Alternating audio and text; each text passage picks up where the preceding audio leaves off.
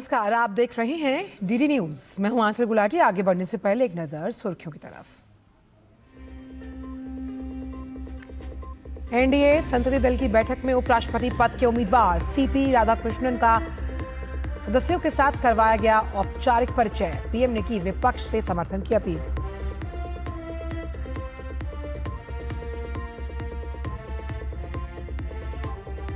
लोकसभा में आज भारतीय प्रबंधन संस्थान संशोधन विधेयक 2025 पर चर्चा और पारित कराने के लिए सूचीबद्ध।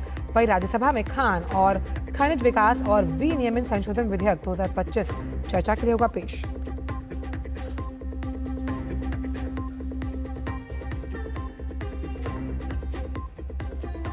भारत चीन सीमा मुद्दे पर राष्ट्रीय सुरक्षा सलाहकार और चीन के विदेश मंत्री की अगुवाई में विशेष दल की बैठक। वांग यी आज प्रधानमंत्री नरेंद्र मोदी से करेंगे मुलाकात।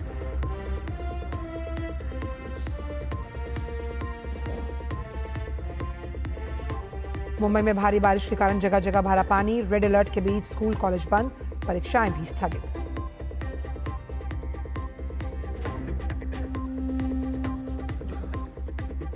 और पुतिन ने 2 हफ्ते के भीतर जेलेंस्की से मुलाकात पर जताई सहमति। ट्रंप ने पुतिन जेलेंस्की की होने वाली मुलाकात के बाद विपक्षी बैठक के निमंत्रण देने पर जताई सहमति।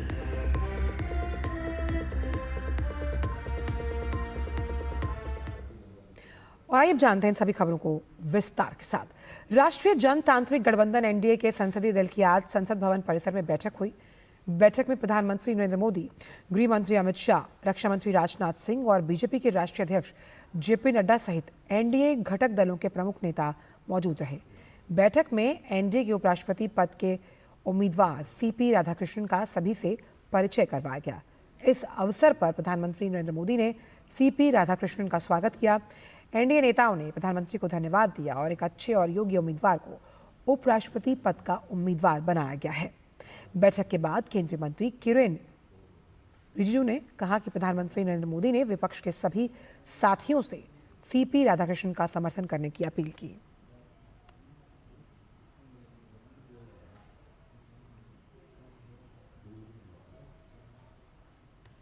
आदरणीय प्रधानमंत्री जी के मौजूदगी में उपराष्ट्रपति चुनाव में एनडीए के प्रत्याशी आदरणीय सीपी राधाकृष्णन जी का परिचय हुआ। एनडीए पार्टी के जितने भी फ्लोर लीडर्स हैं, एनडीए के मेंबर्स ऑफ पार्लियामेंट हैं, सब ने गर्मजोशी के साथ आदरणीय सीपी राधाकृष्णन जी का स्वागत किया। आदरणीय प्रधानमंत्री नरेंद्र मोदी जी ने अपील किया है कि उपराष्ट्रपति जी के इस चुनाव में जो उम्मीदवार एनडीए ने तय किया है उनको पूरे पार्टी मिलकर के, सब पार्टी का दल, सब एमपीज एक साथ आकर के सर्वसम्मति से समर्थन करें। और इसी खबर पर बात करने के लिए राजेश राज जुड़ गए हैं हमारे साथ। राजेश, एनडीए की जो संसदीय दल है उसकी बैठक में साफ तौर पर जो उपराष्ट्रपति पद के उम्मीदवार हैं उनका औपचारिक स्वागत किया गया और ये भी कहा गया प्रधानमंत्री द्वारा कि जो विपक्ष है उनसे समर्थन की अपील की गई है। बिल्कुल आंचल, जिस तरीके से प्रधानमंत्री नरेंद्र मोदी ने जो सीपी राधाकृष्णन महाराष्ट्र के जो गवर्नर हैं उनको उपराष्ट्रपति पद का उम्मीदवार बनाए जाने के बाद कहीं ना कहीं प्रधानमंत्री नरेंद्र मोदी ने एनडीए संसदीय दल की बैठक में उनका जोरदार अभिनंदन किया। और सिर्फ प्रधानमंत्री ने अभिनंदन नहीं किया बल्कि एनडीए के जो तमाम सहयोगी दलों के जो नेता हैं, चाहे वो जीतन राम मांझी की बात करें, चिराग पासवान की बात करें, उपेंद्र कुशवाहा की बात करें, एकनाथ शिंदे की जो पार्टी है शिवसेना शिंदे गुट, उसके द्वारा, और तमाम जो सहयोगी दल हैं, अनुप्रिया पटेल जो अपना दल की राष्ट्रीय अध्यक्ष हैं, उन्होंने भी उनका स्वागत किया। तो एनडीए के जो तमाम घटक दलों के नेता हैं, प्रफुल्ल पटेल जो हैं, वो भी स्वागत करते हुए देखे गए। तो कुल मिलाकर हम कह सकते हैं कि उपराष्ट्रपति पद पर एक ऐसे व्यक्ति को आसीन करने की तैयारी एनडीए की तरफ से की गई है जिनका संपूर्ण व्यक्तित्व एक नज़ीर है। और शायद यही वजह है कि एनडीए संसदीय दल की बैठक में यह अपील भी की गई कि विपक्ष के जो लोग हैं वो आम सहमति से इस मुद्दे पर साथ आएं और उपराष्ट्रपति का जो पद है उसको एक आम सहमति के जरिए उपराष्ट्रपति चुनने का काम करें। प्रधानमंत्री नरेंद्र मोदी का संबोधन भी हुआ और इसके अलावा तमाम जो इश्यूज़ हैं उन इश्यूज़ पर बात भी की गई। और एनडीए संसदीय दल की बैठक में आज औपचारिक तौर पर हम कह सकते हैं कि एनडीए के उपराष्ट्रपति पद के जो उम्मीदवार हैं सीपी राधाकृष्णन, उनका जोरदार वहां पर परिचय कराया गया और एनडीए घटक दल के तमाम नेताओं ने उनका इस्तकबाल किया, अभिनंदन किया।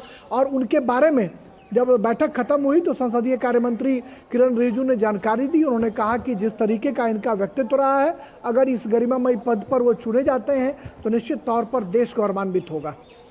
और साफ तौर पर अगर हम सीपी राधाकृष्णन के पूरे व्यक्तित्व की बात करें तो जैसे आपने कहा कि वो एक नज़ीर है, साथ ही साथ उनका राजनीतिक जो सफ़र है वो भी अपने आप में काबिल तारीफ रहा है।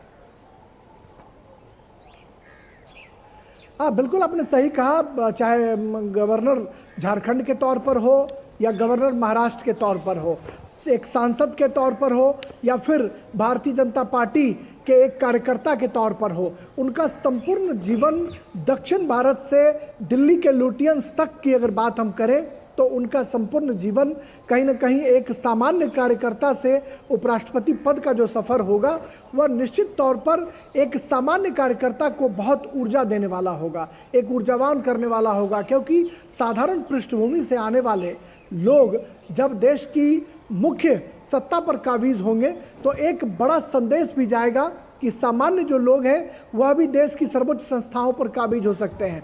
आपने देखा कि किस तरीके से एपीजे अब्दुल कलाम की बात करें, रामनाथ कोविंद की बात करें, अभी महामहिम जो राष्ट्रपति हैं द्रौपदी मुर्मू, वो भी आदिवासी समाज से आती हैं, महिला हैं, देश का प्रतिनिधित्व कर रही हैं। निश्चित तौर पर अगर उपराष्ट्रपति के पद पर पिछड़े वर्ग से आने वाले सीपी राधाकृष्णन का चयन अगर होता है तो निश्चित तौर पर देश के लिए गर्व का विषय होगा।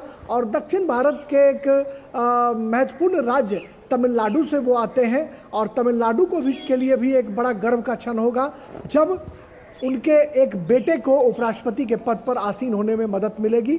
अब देखना होगा कि विपक्ष की तरफ से क्या कुछ तैयारियां हैं। विपक्ष के तरफ से कल भी खड़गे, जो मल्लिकार्जुन खड़गे कांग्रेस के अध्यक्ष हैं, उनके घर पर बैठक हुई थी।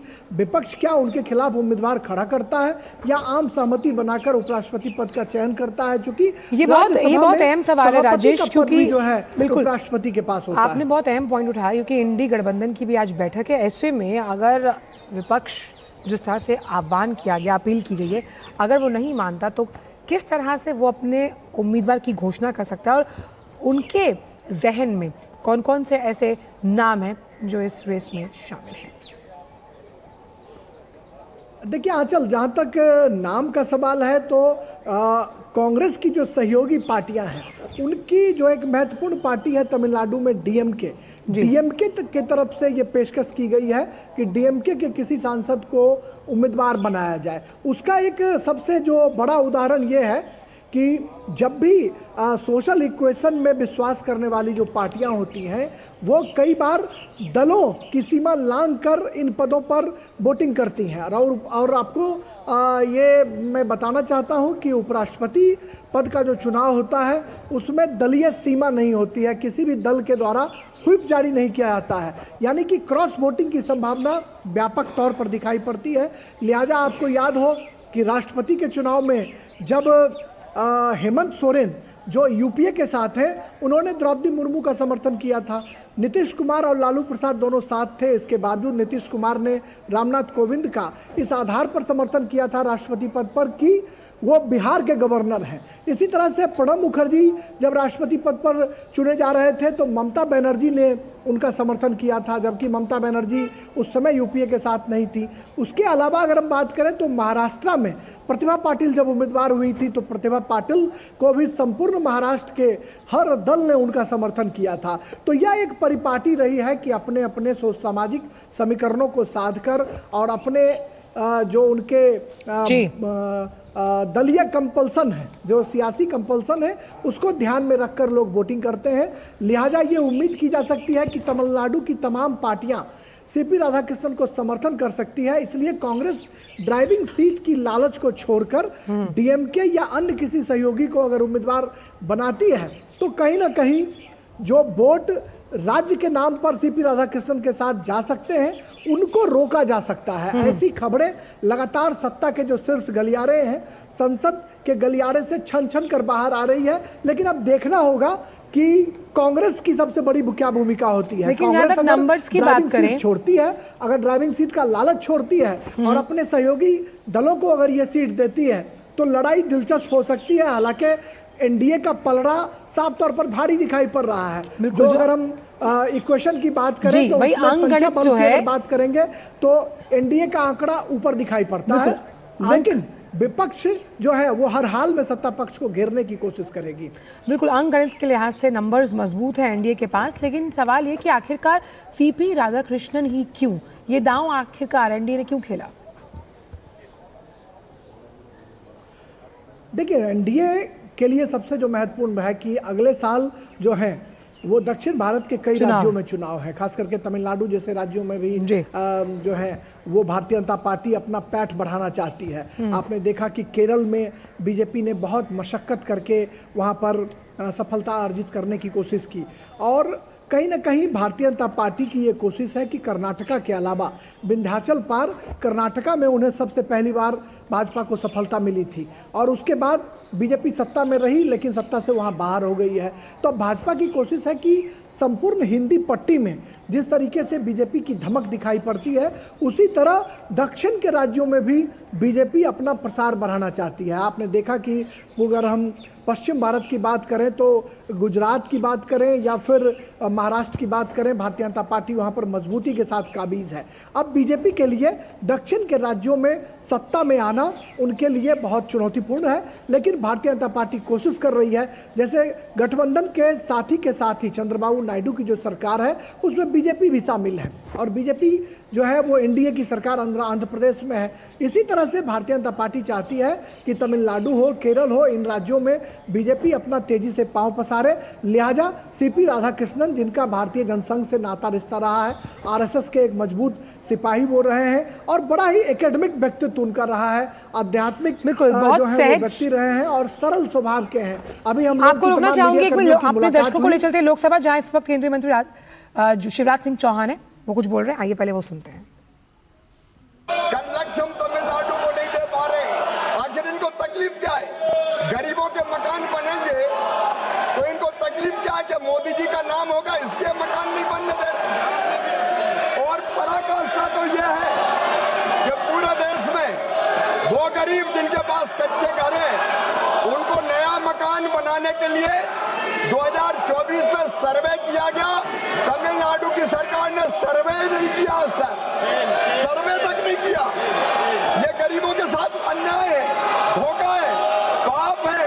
मैं तमिलनाडु सरकार से हाथ जोड़ के प्रार्थना करता हूँ कि गरीबों के मकान स्वीकृत करे, गरीबों के मकान बनाने के लिए वो सर्वे करे ताकि हम गरीबों के मकान बना सके। मैं हाथ जोड़ के प्रार्थना करता हूँ तमिलनाडु की सरकार से, गरीबों के साथ अन्याय ना करे। विष्णुदास शर्मा। बढ़ते हैं आगे और बात करते हैं इंडी गठबंधन की, जहां आज उपराष्ट्रपति पद के चुनाव के लिए अपने उम्मीदवार के नाम का वो ऐलान कर सकती है। आज कांग्रेस अध्यक्ष मल्लिकार्जुन खड़गे के आवास पर इंडी ब्लॉक के नेताओं के साथ बैठक होगी। सोमवार को भी कई विपक्षी नेताओं ने खड़गे के आवास पर बैठक की और उपराष्ट्रपति पद के लिए अपने संयुक्त उम्मीदवार के नामों पर चर्चा की। नेताओं ने कुछ नाम सुझाए हैं, जिनमें तमिलनाडु से भी कुछ नाम शामिल हैं। चर्चा है कि डीएमके नेताओं ने उपराष्ट्रपति पद के लिए इसरो के एक साइंटिस्ट के नाम का प्रस्ताव रखा जो तमिलनाडु से हैं। वहीं सीनियर डीएमके नेता और राज्यसभा सांसद तिरुचि शिवा के नाम की भी चर्चा है। अगर ऐसा हुआ तो देश के दूसरे सबसे बड़े संवैधानिक पद के लिए ये मुकाबला दक्षिण बनाम दक्षिण होने की संभावना है, क्योंकि भाजपा ने एनडीए की तरफ से तमिलनाडु के सीपी राधाकृष्णन को उपराष्ट्रपति पद के लिए अपना उम्मीदवार घोषित किया है।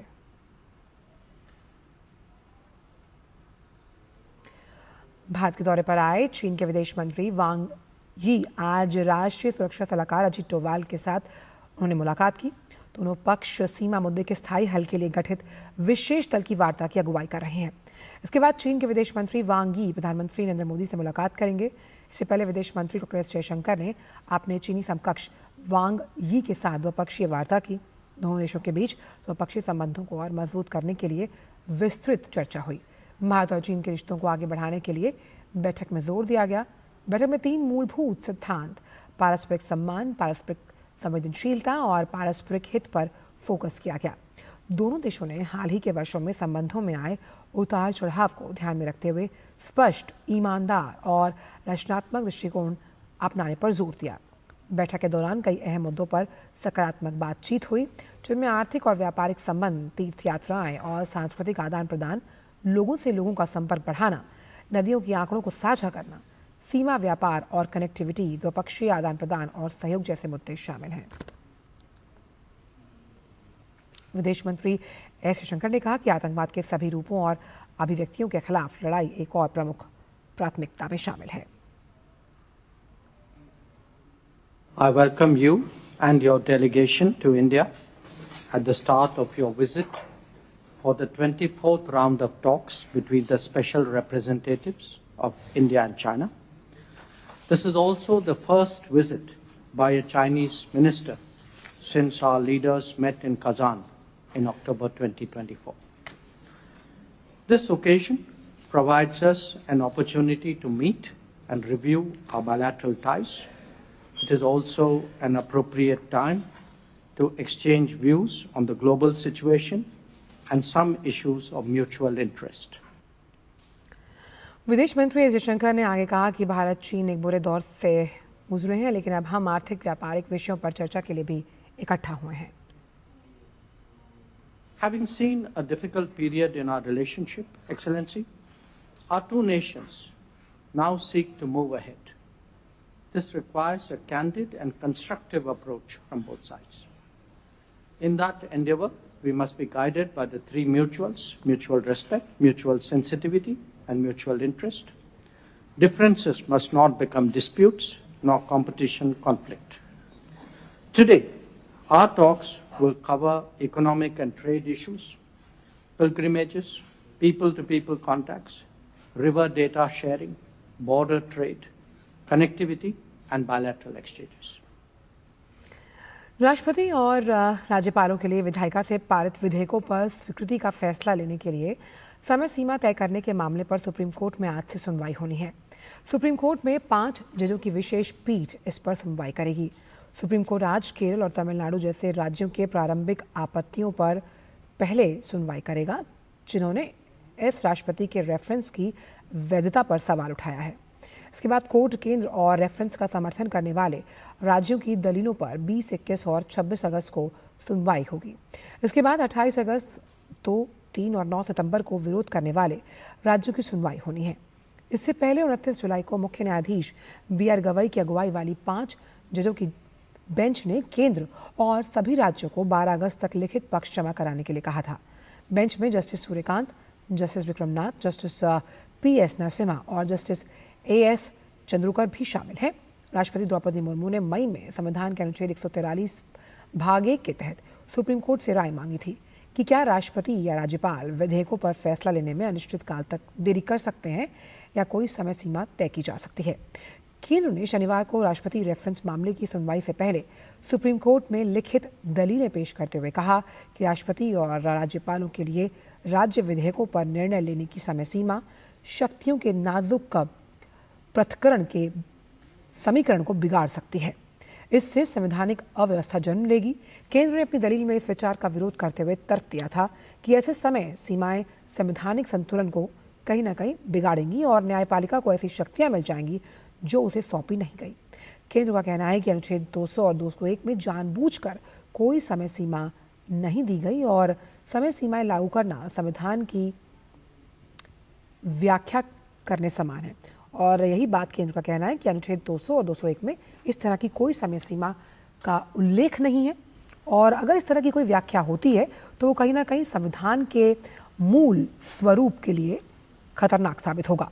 केंद्र ने सहमति प्रदान करने में अगर देखें तो राज्यपाल और राष्ट्रपति की भूमिका को पूर्ण और गैर न्यायसंगत बताया, जो न्यायिक समय सीमा के दायरे से बाहर है।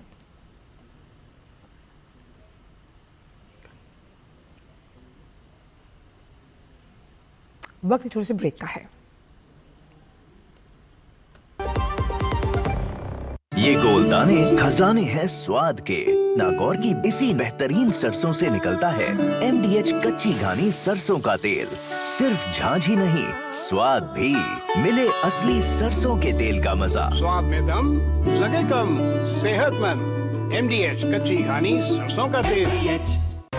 एक और प्रगतिशील भारत तेज और चौड़े राष्ट्रीय राजमार्गों का साक्षी बन रहा है, वहीं कुछ स्थानों पर अतिक्रमण आवाजाही में बाधा बन रहे हैं। राजमार्ग यात्रा ऐप आपको सशक्त बनाता है। बस एक टैप में शिकायत दर्ज करें, फोटो को जियो टैग करें और शिकायत की स्थिति ट्रैक करें और समाधान पाएं। राजमार्ग यात्रा ऐप पर फास्ट टैग रिचार्ज और वार्षिक पास एक्टिवेट करें और नजदीकी अस्पताल, पेट्रोल पंप, रेस्टोरेंट की जानकारी भी पाएं। ओवर स्पीडिंग अलर्ट के साथ रहें सुरक्षित। राजमार्ग यात्रा ऐप पर हाईवे अतिक्रमण रिपोर्ट करें और राष्ट्र निर्माण में योगदान दें। फिर ये डुगडुगी गई कहाँ? पापा के साथ साथ सारे सपने भी चले गए। पर अपने बच्चों के सपनों के साथ ऐसा कुछ नहीं होने देना। वो कैसे? पहले से लाइफ इंश्योरेंस का टर्म प्लान ले रखा है। बड़े भैया, सपनों को रखो सुरक्षित टर्म प्लान के साथ। सबसे पहले लाइफ इंश्योरेंस।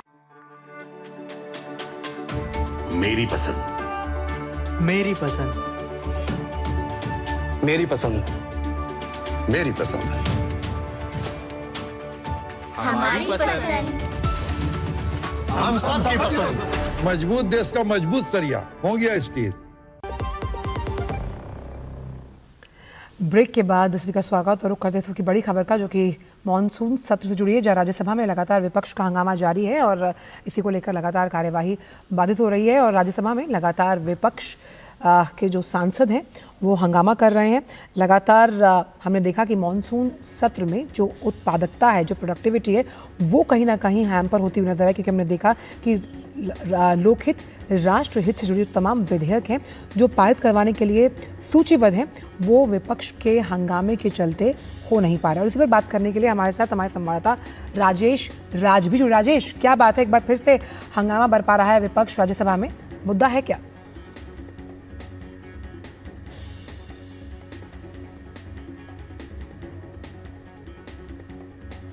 हमेशा की तरह, रोज की तरह संसद के मकर द्वार पर जो विपक्षी दलों के जो सांसद हैं, कांग्रेस की बात करें, टीएमसी की बात करें, समाजवादी पार्टी की बात करें या फिर अन्य जो यूपीए की सहयोगी पार्टियां हैं, उन तमाम लोगों ने जमकर यहां पर बवाल काटा, हंगामा खड़ा किया और फिर सदन के भीतर भी जाकर लोकसभा और राज्यसभा दोनों जगह हंगामा बरपाने की कोशिश की जा रही है। राज्यसभा में भारी हंगामे को देखते हुए, सदन की कार्रवाई में अवरोध जो है उसको देखते हुए का जो स्थगन है वह भी, उसका दंश भी राज्यसभा को झेलना पड़ रहा है।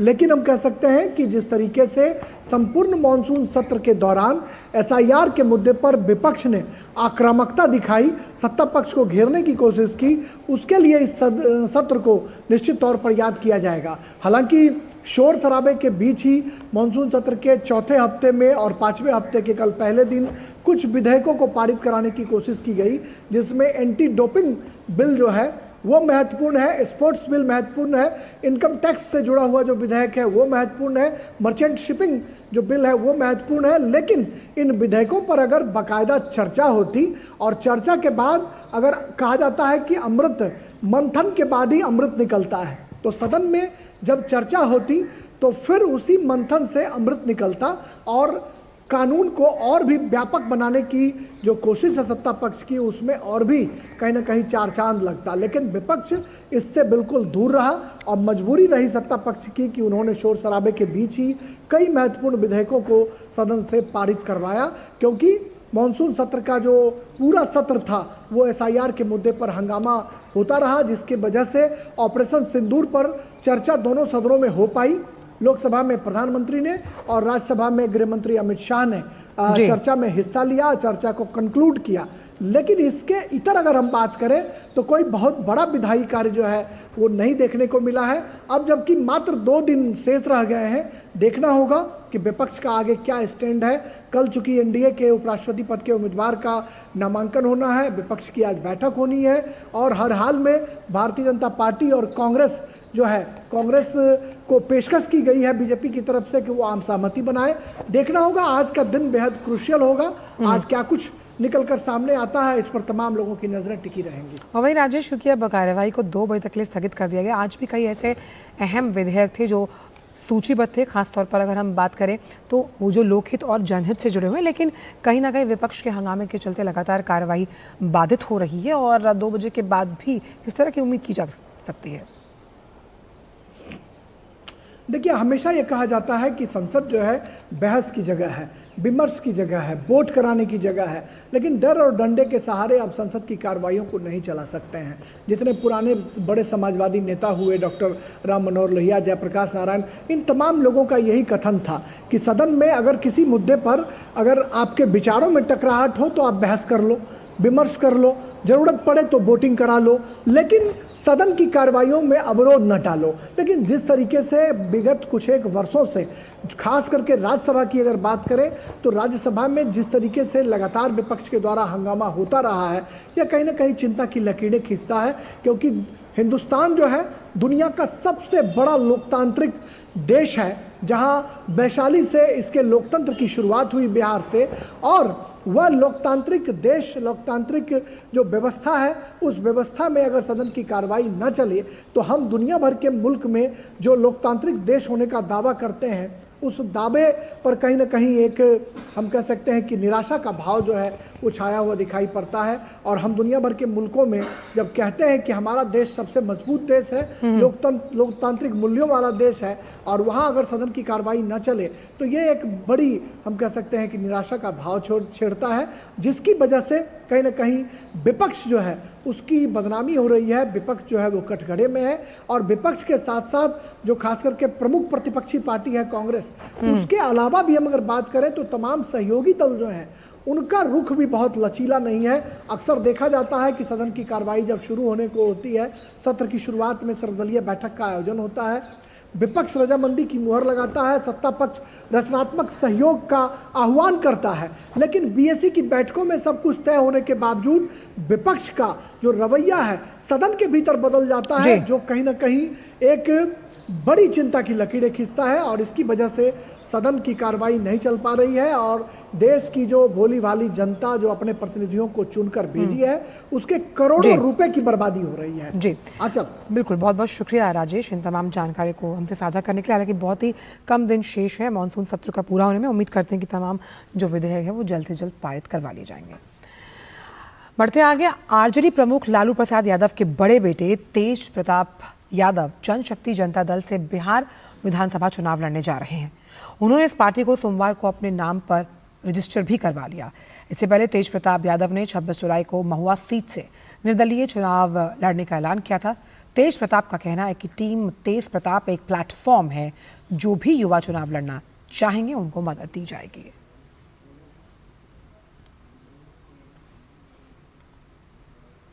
अपनी अलग पार्टी से ताल ठोकने को तैयार तेज प्रताप यादव ने राहुल गांधी और तेजस्वी यादव और वोटर अधिकार यात्रा पर तीखा हमला बोला।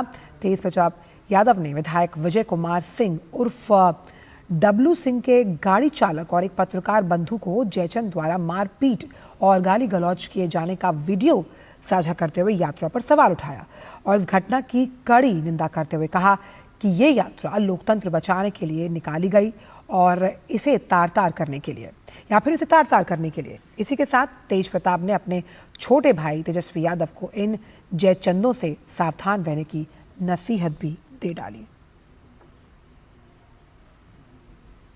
केंद्रीय मंत्री गिरिराज सिंह ने राहुल गांधी की वोटर अधिकार यात्रा पर कड़ा हमला बोला।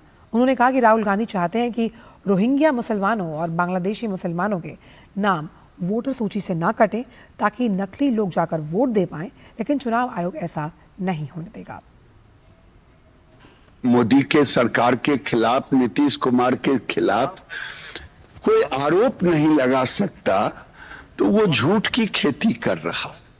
वो चाहते हैं रोहिंग्या मुसलमान का नाम ना कटे, वो चाहते हैं बांग्लादेशी मुसलमान का नाम ना कटे, वो चाहते हैं नकली लोग आकर के वोट दे। ये इस राज्य में चुनाव आयोग होने नहीं देगा और चुनाव आयोग को गाली दे रहे हैं, हल्फनामा नहीं दायर कर रहे हैं, ये जेल जाएंगे।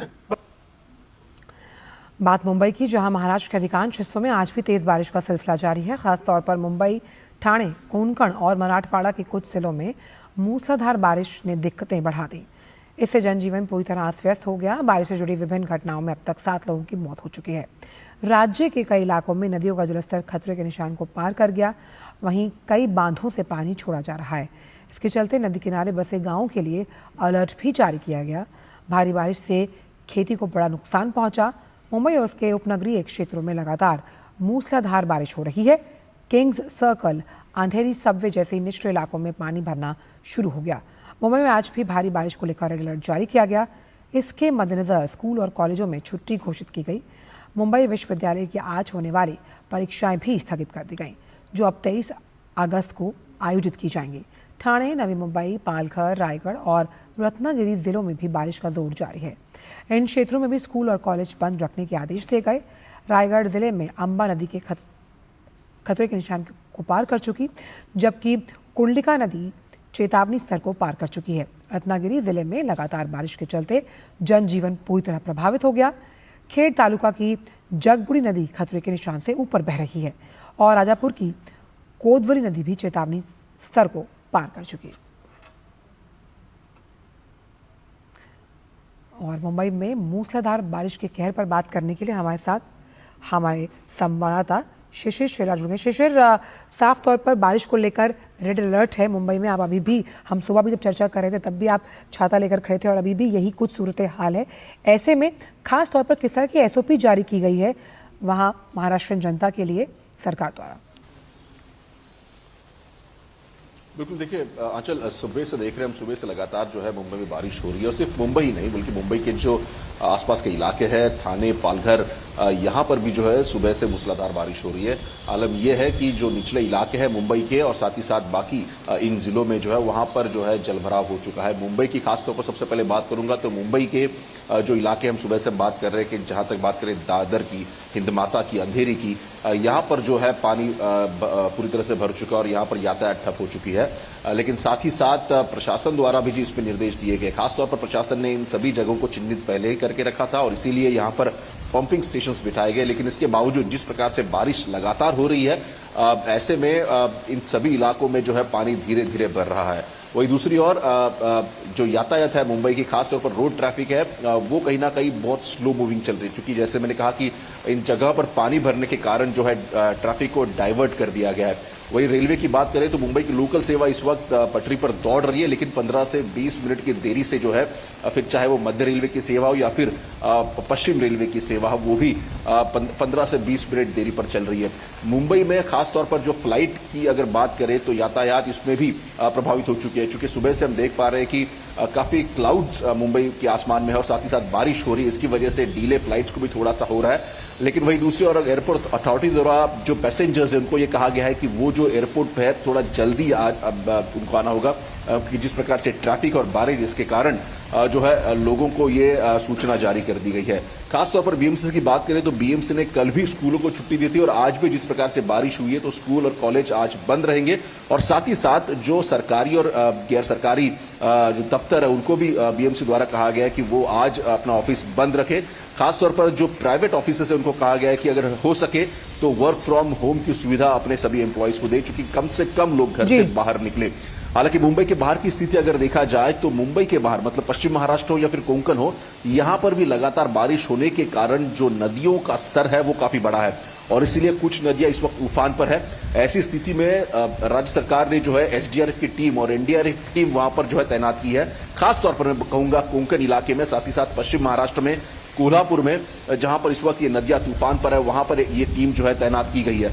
हमने देखा कि कल और परसों में जो है महाराष्ट्र के नांदेड़ में जो है भारी वर्षा हुई थी यहां पर और इसीलिए क्लाउड बस्टिंग के कारण जो है वहां पे नदियों भी उफान आया था। तो ऐसे में वहां पर जो जनजीवन था वो कहीं ना कहीं अस्त व्यस्त था। हालांकि सरकार ने वहां पर मिलिट्री की सहायता भी ली है और लोगों को जो है सुरक्षित स्थलों पर पहुंचा गया है। मुंबई की बात करें तो मुंबई में तकरीबन 7 लोगों की मौत जो है वर्षा के कारण हुई है। वही महाराष्ट्र के अन्य हिस्सों की बात करें तो 5 लोगों की मौत हुई है, ऐसा आंकड़ा अब तक सामने आया है। हालांकि अभी कुछ ही मिनटों पहले महाराष्ट्र के उप मुख्यमंत्री अजित पवार जो है वो कंट्रोल रूम पहुंचे थे महाराष्ट्र के। उन्होंने पूरी स्थिति का जायजा लिया, मुंबई के समेत महाराष्ट्र के अलग अलग जगह पे जहां पर ज्यादा बारिश हो रही है उन स्थिति का जायजा लिया और वहां पर जिला अधिकारियों को भी निर्देश दिए कि किस प्रकार से अगर जरूरत पड़ती है तो रेस्क्यू ऑपरेशन कैरी आउट किया जा सके। साथ ही शिशिर, जो निचले इलाकों में लोग रह रहे हैं, जो समुद्र तट के पास हैं, उनके लिए किस तरह की व्यवस्था की गई है और खास तौर पर मछुआरों की अगर बात की जाए तो उन्हें किस तरह के दिशा निर्देश जारी किए गए हैं? बिल्कुल, देखिए, चूंकि हम बात करें कोंकण तट की, जो कि समुद्री तट का इलाका है जहां पर सिंधुदुर्ग है, रायगढ़ है, रत्नागिरी जैसे जो जिले हैं और साथ साथ मुंबई और पालघर में भी अगर देखा जाए तो यहाँ पर मछुआरों को इससे पहले ही कहा गया था कि वो समुद्र में जो है गहरे समुद्र में न जाए और पिछले 2-3 दिनों से ये सूचना उनको बार बार दी जा रही है। खास तौर पर हम अगर बात करें तो सिंधुदुर्ग जिले की, हालांकि कल सिंधुदुर्ग जिले में ऑरेंज अलर्ट घोषित किया था, लेकिन अब जिस प्रकार से बारिश का एक पूरा मानसून का एक मूवमेंट है उसके मद्देनजर जो है अब रत्नागिरी और रायगढ़ को भी जो है वो रेड अलर्ट दिया गया है। तो ऐसे में जो मछुआरे इन कोस्ट लाइन पे, इन किनारों पर रहते हैं, उनको ये सूचना पहले ही जो दी गई थी। जहां तक बात करें लो लाइन एरियाज की, जो कि मुंबई में उसकी काफी दिक्कत जो है हम देख पा रहे हैं लोगों को हो रही है और इसी लो लाइन एरियाज को जो है इससे पहले भी बीएमसी ने चिन्हित करके रखा था और इसीलिए अलग अलग जगह पर, अगर मैं कहूंगा तो तकरीबन 15 से 20 जगहों पर जो है पंपिंग स्टेशन मुंबई के बिठाए गए। हालांकि तादाद उनसे ज्यादा है और ये भी सरकार ध्यान रख रही है, खासतौर पर बीएमसी ऑफिशियल्स ध्यान रख रहे हैं कि ये पंपिंग स्टेशंस जो है ज्यादा से ज्यादा पानी जो है वो वहां से सक आउट कर सके और समुद्र में उसको किस प्रकार से बहाया जाए इस पर ध्यान दे रहे हैं। चूंकि देखिए, और एक महत्वपूर्ण बात मुंबई में यह है इन लो लाइन एरियाज की, हालांकि बारिश हो रही है लेकिन अगर हाई टाइड होती है तो ऐसे में ये एक बड़ी दिक्कत होगी मुंबई वासियों के लिए, क्योंकि हाई टाइड के दौरान समुद्र का पानी शहरों में आता है और इसीलिए फिर ये बारिश का पानी है वो कहीं ना कहीं उन सड़कों पर जम जाता है और इसीलिए पूरी मुंबई जो है जलमग्न होती है। तो सबसे बड़ी चिंता जो होती है वो मानसून के वक्त अगर देखा जाए तो हाई टाइड की होती है, लेकिन इस वक्त हाई टाइड की ऐसी कोई बड़ी चेतावनी जो है वो। जी चलिए, तो नजर बना के रखिएगा, अपना भी ख्याल रखिएगा। बहुत बहुत शुक्रिया इन तमाम जानकारियों को हमसे साझा करने के। तो महाराष्ट्र से हमारे संवाददाता बता रहे थे कि वहाँ पर अभी बारिश का जो माहौल है वो लगातार सुबह से बारिश हो रही है, जिसके लिए रेड अलर्ट जारी किया गया। लेकिन बात करते हैं हरियाणा की, जहाँ के हथनीकुंड बैराज से छोड़े गए पानी के कारण यमुना नदी खतरे के निशान को पार कर गई। यमुना नदी का जलस्तर 205.85 मीटर पर पहुंचा। भारी बारिश के कारण हरियाणा के यमुना नगर में हथनीकुंड बैराज के सभी 18 गेट 2 दिन पहले खोल दिए गए थे, जिसके कारण दिल्ली में यमुना खतरे के निशान को पार कर चुकी है। यमुना के बढ़ते जलस्तर को देखते हुए प्रशासन ने निचले इलाकों में रहने वाले लोगों को सतर्क रहने की सलाह दी है।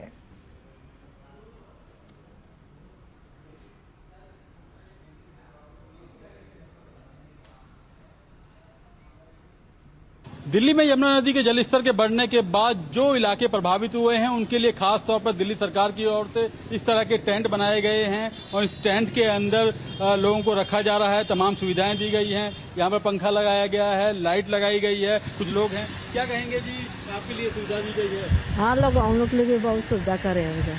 तो अभी क्या क्या दिया है आपको सरकार ने यहाँ लगा के? हाँ, लाइट है, बिजली, पंखा, टेंट दिया ना, और टेंट लगाया है रात में, पंखो दिया है, ये सब चीज ले लगाया है। हाँ, लाइट भी दिया है।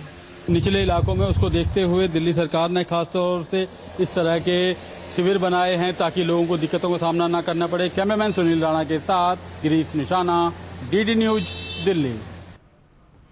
जम्मू कश्मीर के चिशौती गांव में आई आपदा के बाद से ही राहत बचाव का काम जारी है। सेना के व्हाइट नाइट कॉर्प्स की 5 राहत टुकड़ियों को चिशौती गांव में तैनात कर दिया गया, जिससे राहत और बचाव कार्य में तेजी आ गई। साथ ही अतिरिक्त चिकित्सा टीमों को भी तैनात किया गया। रेस्क्यू अभियान को तेज करने के लिए अतिरिक्त उपकरण भेजे जा रहे हैं और सेना के वरिष्ठ अधिकारी लगातार राहत और बचाव काम की निगरानी कर रहे हैं। पिछले दिनों जम्मू कश्मीर के कठुआ जिले में बादल फटने के बाद अचानक आई बाढ़ के बाद भारतीय सेना के संकटग्रस्त लोगों की सहायता के लिए बड़े पैमाने पर बचाव और राहत अभियान चला रखा। वहीं अचानक आई इस बाढ़ के कारण बड़े पैमाने पर भूस्खलन हुआ, जिसकी वजह से कई लोगों की जान चली गई। बुनियादी ढांचे को भारी नुकसान पहुंचा था। नागरिक प्रशासन, सेना, जम्मू कश्मीर पुलिस और एसटीआरएफ की टीमों ने राइजिंग स्टार कोर के सैनिकों के साथ मिलकर फंसे हुए परिवारों को सुरक्षित स्थानों पर पहुंचाया था। साथ ही भोजन, पानी और अस्थायी आश्रय उन्हें दिया, जबकि नागरिक चिकित्सा कर्मियों के सहयोग से सेना की चिकित्सा टीमों ने घायलों को आवश्यक देखभाल प्रदान की। भारी मशीनरी से लैस इंजीनियर टुकड़ियां अवरुद्ध मार्गों को साफ करने और महत्वपूर्ण संपर्क बहाल करने के लिए अथक प्रयास कर रही हैं। फिलहाल वक्त एक छोटी सी ब्रेक का है। MDH किचन किंग मसाले को किंग क्यों कहते हैं? अगर MDH का किचन किंग किचन में हो तो हम सब कुछ बना सकते हैं। बैंगन का भरता, आलू गोभी, भिंडी मसाला, मिक्स वेजिटेबल, मटर पनीर और भी बहुत कुछ। ये तो मैजिक है। बहुत बढ़िया। Like magic. जब धरती चीर कर निकलता है लोहे का पत्थर और मिलता है मोंगिया के जोश से, फिर तपता है, पिघलता है और बनता है फौलाद। अब होता है सरिया सारी खूबियों के साथ। मोंगिया स्टील, मजबूत देश का मजबूत सरिया। LIC लाया है unit linked insurance plan index plus. जीवन बीमा पाइए और निफ्टी स्टॉक्स के साथ अपने मार्केट रिटर्न्स को तेजी से बढ़ाइए। इस अट्रैक्टिव कॉम्बिनेशन के साथ अपना कल सुरक्षित कीजिए। सिर्फ 2500 रुपए मंथली प्रीमियम से शुरुआत कीजिए। आज ही LICindia.in पर जाएं।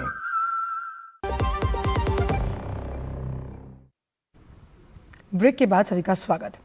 एनडीए संसदीय दल की बैठक में प्रधानमंत्री नरेंद्र मोदी ने सिंधु जल विवाद को लेकर नेहरू पर हमला बोला। इस मुद्दे पर लोकसभा में बीजेपी के मुख्य सचेतक डॉक्टर संजय जायसवाल से बात की हमारे संवाददाता राजेश राज ने। आइए आपको सुनवाते हैं। बीजेपी के मुख्य सचेतक लोकसभा में डॉक्टर संजय जायसवाल हमारे साथ बातचीत के लिए मौजूद हैं।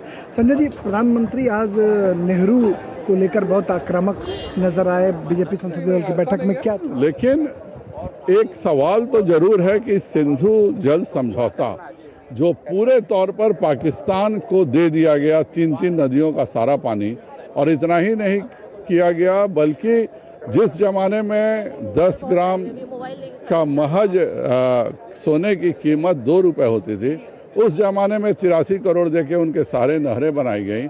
आज जो भारत में पंजाब हरियाणा के बीच में जल को लेकर विवाद होता है, हरियाणा दिल्ली को लेकर विवाद होता है, सिंधु जल समझौता नहीं होता, ये कोई विवाद नहीं होते। और दुनिया में ऐसा कौन समझौता होता है जिसमें आप सारा अपने यहाँ से निकला हुआ पानी उठा के दूसरे देश को दे देते हैं?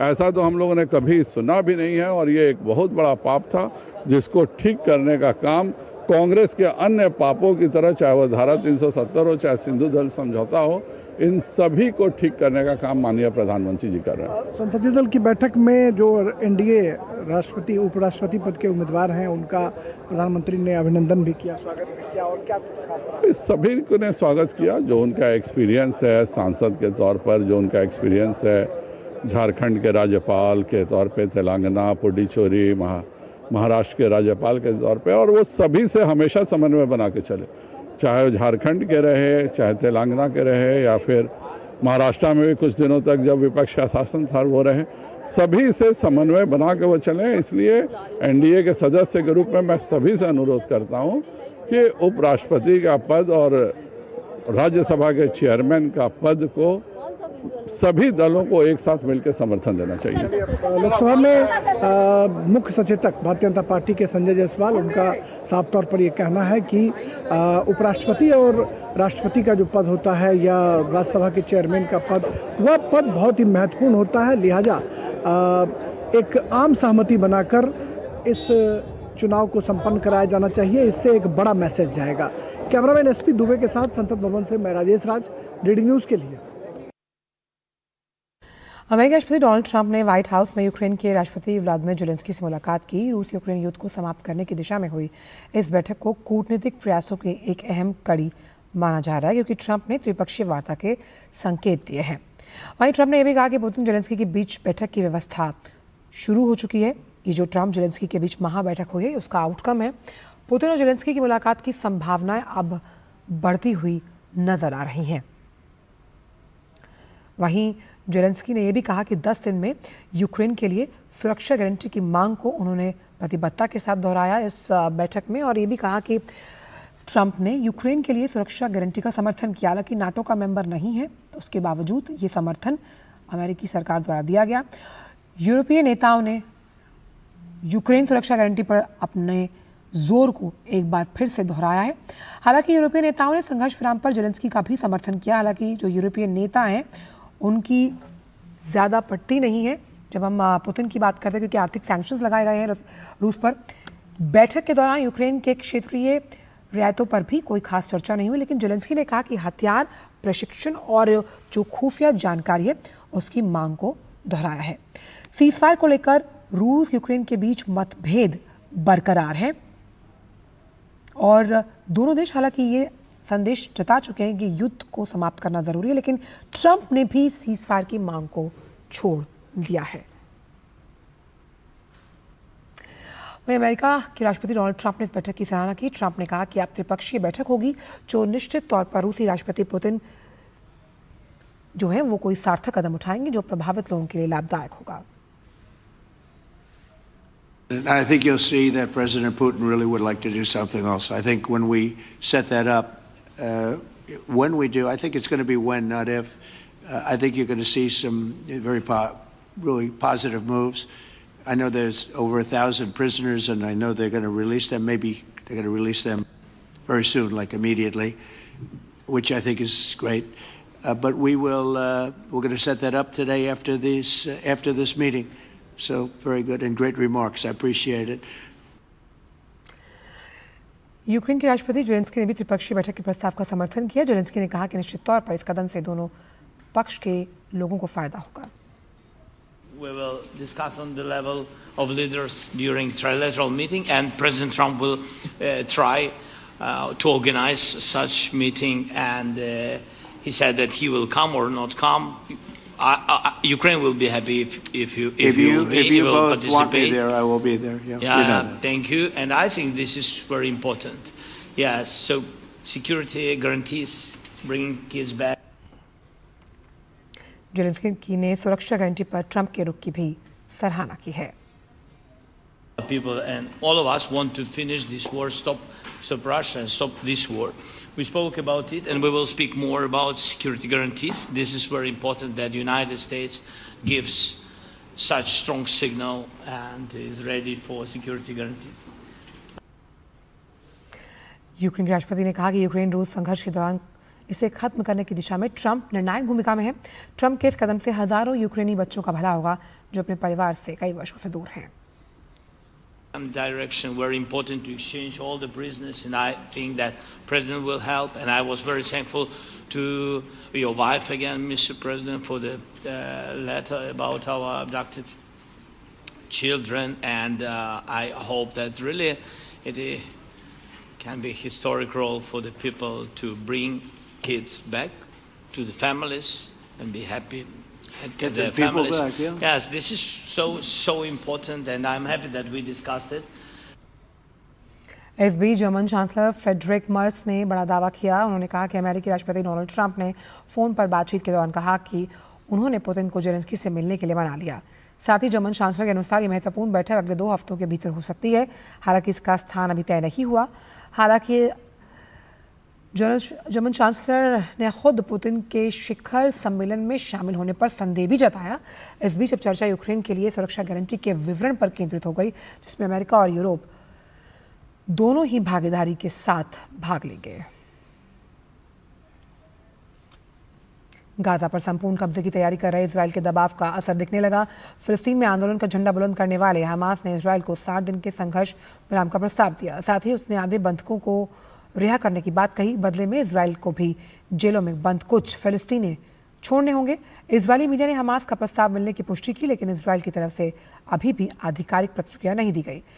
प्रधानमंत्री कार्यालय की तरफ से जारी वीडियो में बेंजामिन नेतन्याहू ने कहा कि आप की तरह मुझे भी मीडिया से जानकारी मिली और इससे आप सहज अंदाजा लगा सकते हैं कि हमास भयानक दबाव में है। हर साल 19 अगस्त को विश्व फोटोग्राफी दिवस मनाया जाता है। ये दिन उन सभी के लिए खास है जो किसी भी पल किसी भी नज़ारे को अपने कैमरे में हमेशा के लिए सहेज कर रखते हैं। विश्व फोटोग्राफी दिवस यानी तस्वीरों का नहीं बल्कि उन फोटोग्राफर्स का भी उत्सव है जिन्होंने अपने कला से दुनिया की खूबसूरती को नई पहचान दी। कोई इस हुनर को शौक के तौर पर अपनाता है तो कोई पेशा, जिसकी वजह से लोग लाखों करोड़ों रुपए कमा रहे हैं। लेकिन फोटोग्राफी पैसे और पेशे से कहीं आगे है। ये एक ऐसी भाषा है जो बिना शब्दों और भावनाओं के आपको गहरे इमोशंस के साथ कहानियां सुना सकती है। जिन लोगों के लिए अपने मन की बात शब्दों में कहना आसान नहीं होता, वो तस्वीरों का सहारा लेते हैं और अक्सर सबसे मजबूत अभिव्यक्ति बन जाती है। ये एक कैमरा सिर्फ तस्वीर नहीं खींचता, बल्कि वक्त को थामता है और कहानियों को अमर कर देता है। यही वजह है कि फोटोग्राफी आज भी इंसान की रचनात्मकता और संवेदनशीलता का सबसे खूबसूरत प्रतीक मानी जाती है। आइए आपको जो इतिहास के बारे में, यानी कि जो फोटोग्राफी का इतिहास है, उसके बारे में बताते हैं ग्राफिक्स के जरिए। इतिहासकारों के मुताबिक 9 जनवरी 1839 को दुनिया की सबसे पहली फोटोग्राफी प्रक्रिया का आविष्कार हुआ था। वहीं पहली फोटोग्राफी प्रक्रिया का नाम डोग्रोटाइप था, जिसका जोसेफ नाइसफोर और लुइस डागुएर नाम के 2 वैज्ञानिकों ने इसका आविष्कार किया था। डोग्रोटाइप फोटोग्राफी की पहली ये प्रक्रिया जो थी, इसे फ्रांस सरकार ने 19 अगस्त 1839 को इस तकनीक की घोषणा की और हर साल इसी की याद में 19 अगस्त को विश्व फोटोग्राफी दिवस के रूप में मनाया जाता है। हालांकि आधिकारिक तौर पर इस दिन की शुरुआत 2010 में की गई थी। ऑस्ट्रेलिया के एक फोटोग्राफर ने अपने साथी फोटोग्राफर्स के साथ मिलकर इस दिन इकट्ठा होने और दुनिया भर में इसके प्रचार प्रसार का फैसला किया और साथ ही साथ अपने साथी फोटोग्राफर्स के साथ मिलकर उनकी तस्वीरें ऑनलाइन गैलरी के जरिए लोगों के सामने पेश की। वहीं लोगों ने इसे खूब पसंद किया। उसके बाद फोटोग्राफर्स का डिजिटल प्लेटफॉर्म के जरिए अपनी कला का प्रदर्शन करने का ये सिलसिला लगातार शुरू रहा और जो आज तक जारी है।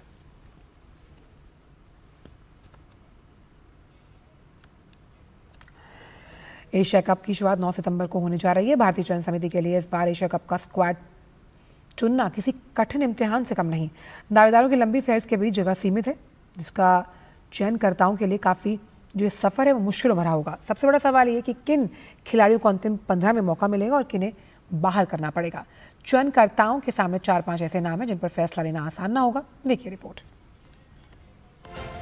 इंग्लैंड दौरे के बाद भारतीय क्रिकेट टीम की निगाहें आगामी एशिया कप पर हैं। सूर्य कुमार यादव की अगुवाई में युवा भारतीय टीम ने पिछले कुछ समय में बेहतरीन प्रदर्शन किया है। टीम ने पिछले 20 में से 17 मैच में जीत हासिल की है। भारतीय टीम के अच्छे प्रदर्शन में अभिषेक शर्मा, संजू सैमसन और तिलक वर्मा जैसे खिलाड़ियों का योगदान रहा। इसके बावजूद एशिया कप के लिए भारतीय टीम का चयन आसान नहीं होने वाला है। चयनकर्ताओं के पास इस बार विकल्पों की भरमार होगी और टीम चुनने के लिए एक नाजुक और बेहद महत्वपूर्ण संतुलन बनाने की जरूरत होगी। शुभमन गिल, यशस्वी जायसवाल, श्रेयस अय्यर, मोहम्मद सिराज और स्टार तेज गेंदबाज जसप्रीत बुमराह 9 से 28 सितंबर तक होने वाले एशिया कप के लिए उपलब्ध हैं।